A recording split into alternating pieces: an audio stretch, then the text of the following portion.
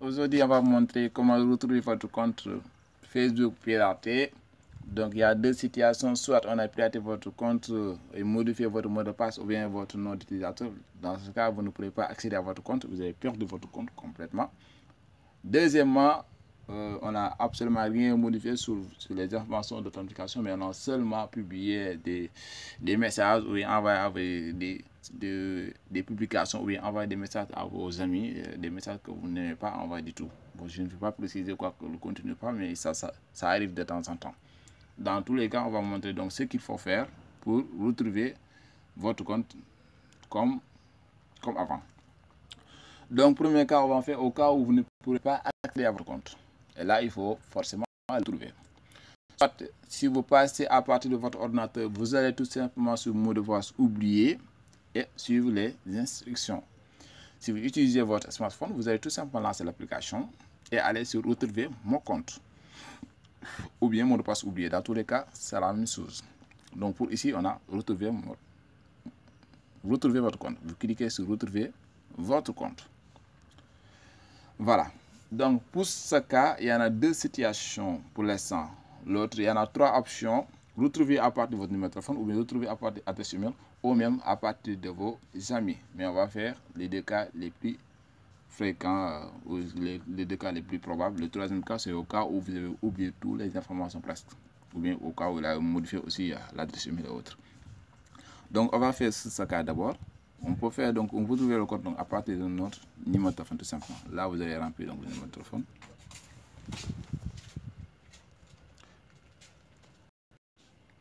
Donc là, vous allez remplir donc le numéro de téléphone.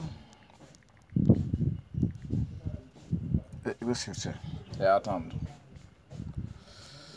Je me suis trompé entre temps, on dirait. Là. Voilà, il me propose donc, il y en a deux. Donc je vais prendre le compte qui m'intéresse. Donc ici, si seulement il a modifié donc le nom d'utilisateur, mais pas le mot de passe, vous pouvez tester d'abord avec le mot de passe. Si ça ne marche pas avec le mot de passe, vous allez tout simplement essayer d'obtenir un code. Là, je vais demander le code. C'est au cas où vous avez perdu le nom d'utilisateur, mais aussi le mot de passe. Mais si par contre, le mot de passe marche, c'est excellent. Vous allez accéder à votre compte directement. Sinon, vous allez aussi essayer de retrouver, de modifier votre mot de passe à partir d'obtention de code. Là, il faut cliquer sur obtenir le code. C'est au cas où vous avez oublié donc mon mot de passe aussi. Ou bien il a modifié aussi le mot de passe de moi. Dans tous les cas, vous pouvez utiliser cette option. Là, vous cliquez sur continuer et vous allez demander qu'on peut avoir de code. Voilà. Là, il faut aller sur votre adresse email pour voir. Donc, il y a un code de 06. Voilà. Donc, il y a un code ici. Voici le code.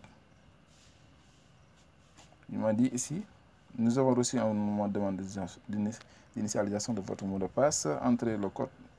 Voilà. Vous pouvez aussi changer directement le mot de passe. Donc, on peut changer directement le mot de passe ou bien entrer ce code et donc on va utiliser le code. Copier.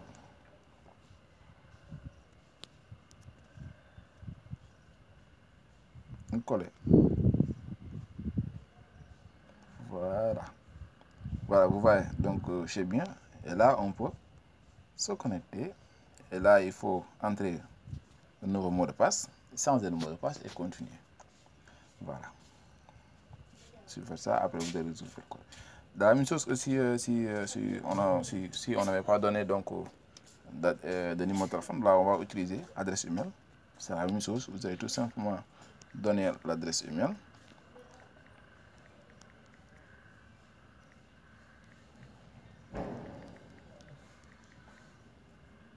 Et recesser le compte. Voilà, là on le trouve. Et même chose, si on a oublié le mot de passe, on va demander l'obtention de code de nouveau pour essayer de retrouver notre code. Voilà. Au cas où vous n'avez pas configuré l'obtention de code, vous allez utiliser tout simplement un mot de passe oublié pour retrouver votre compte aussi. Même chose. Voilà, voici les deux cas. Donc au cas où si ces deux cas ne marchent pas, il y a une autre option, c'est c'est un peu compliqué parce qu'au cas où vous n'avez pas activé cette option, vous ne pouvez pas l'utiliser. On va montrer ultérieurement donc cette troisième option, mais d'abord on va montrer au cas où vous avez toutes les informations, mais on n'a pas modifié les informations pour planification de votre compte. Mais par contre, on a fait certaines publications à votre nom. Et là, qu'est-ce qu'il faut faire? Il faut connecter directement et faire lancer un système d'alerte à Facebook pour qu'il supprime toutes les publications qu'on a publiées sur votre nom. Et là, il suffit d'abord de se connecter. Vous allez vous connecter d'abord sur votre compte.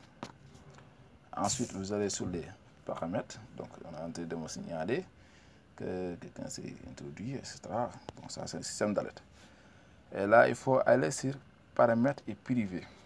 Donc, on va lancer donc une alerte et supprimer toutes les publications qu'on a publiées sur notre nom. Donc, pourquoi on a fait ça? C'est cette partie-là qu'il faut savoir. Donc, une fois vous êtes sur la partie paramètres, donc vous allez sur partie sécurité et connexion. Voilà. Et ici, voilà. Vous descendez.